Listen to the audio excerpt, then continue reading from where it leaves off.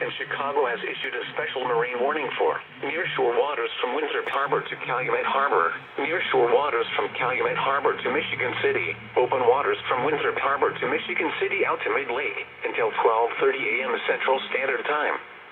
At 10:23 p.m. Central Standard Time, severe thunderstorms were located along a line extending from 22 nautical miles northwest of McHenry to 15 nautical miles west of Elgin to 57 nautical miles southwest of Joliet, moving northeast at 60 knots. Hazard: wind gusts in excess of 65 knots. Source: radar indicated. Impact: boats could suffer significant structural damage in high winds.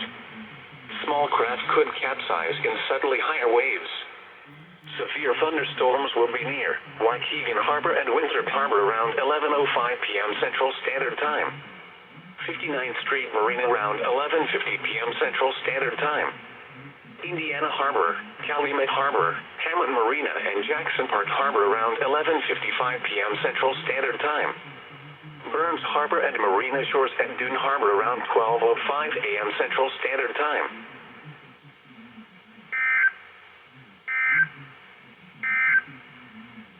Strong thunderstorms will